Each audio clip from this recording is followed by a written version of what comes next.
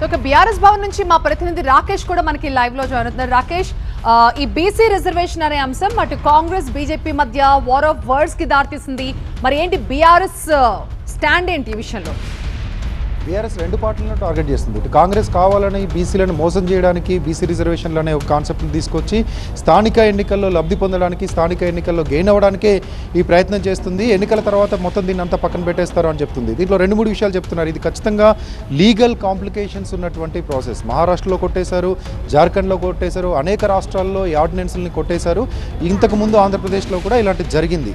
కాబట్టి దాన్నే మళ్ళీ ఆ పాత ప్రాక్టీస్నే తీసుకురావడం కరెక్ట్ కాదు. 9th షెడ్యూల్లో పెడితేనే బీసీ రిజర్వేషన్లకి పూర్తిగా చట్టబద్ధత వస్తుంది. చట్టబద్ధత వస్తేనే అమలు చేయడం సాధ్యమవుతుంది. ఇది కాకుండా ఆర్డినెన్స్ తీసుకోనో లేకపోతే ఆర్డినెన్స్ తీసామో ఇంకా కేంద్రం మీద ఒత్తిడి చేస్తాం, బీజేపీ చూసుకుంటుందని చెప్పడం సరికాదు. ఇక బీజేపీ కూడా చిత్తశుద్ధి ఉంటే ఎప్పుడైతే తమిళనాడులో అమలవుతున్నటువంటి రిజర్వేషన్లు ఎలాగైతే అమలవుతున్నాయో అదే ప్రాసెస్లో దేశవ్యాప్తంగా అమలు చేయండి. లేకపోతే తెలంగాణ ప్రభుత్వం ఇప్పుడు కోరుతుంది, ఇంతకు ముందు కూడా కోరుతుంది. కాబట్టి మీరే ఇనిషియేట్ తీసుకొని రాష్ట్రపతి దగ్గర ఆమోదింపజేయండి, లేదంటే పార్లమెంట్లో చట్టం పెట్టండి అని చెప్తున్నారు. ఇక ఈ బీసీ రిజర్వేషన్లు, ఈ మోసం, వీటన్నిటిని వివరించడానికి 8వ తేదీన బీసీ గర్జన పేరుతో భారీ బహిరంగ సభ నిర్వహిస్తూ ఉంది కరీంనగర్లో.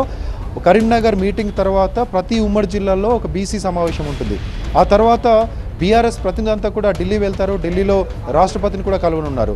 ఇక ప్రతి జిల్లాలో మీటింగ్ తర్వాత ప్రతి ఇంటింటికి, ప్రతి బీసీ జనాభా ఉన్నటువంటి ప్రతి గ్రామంలో ప్రతి ఇంటింటికి టచ్ చేసి కరపత్రాలు ఇవ్వడము, జరుగుతున్నటువంటి మోసాన్ని వివరించడము, దాంతోపాటు అనేక రకాలుగా ప్రజలకు, బీసీ వర్గాలకు ఈ జరుగుతున్నటువంటి చీటింగ్ ప్రాసెస్ని వివరించాలని బీఆర్ఎస్ చెప్తుంది. ఈరోజు ఢిల్లీలో జరుగుతున్నటువంటి జంతర్ మంతర్ జరుగుతున్నటువంటి కాంగ్రెస్ దీక్ష పట్ల కూడా ఇప్పుడు కొంతమంది బీసీ నేతలు తెలంగాణ భవన్లో సమావేశమయ్యారు. ఎలా రియాక్ట్ అవ్వాలి ఏంటనే విషయంలో 1 o'clock ప్రెస్ మీట్ ఉంటుంది. ఆ తర్వాత కేటీఆర్ కూడా ఢిల్లీలో ఉన్నారు. కేటీఆర్ కూడా రెస్పాండ్ అవుతారు.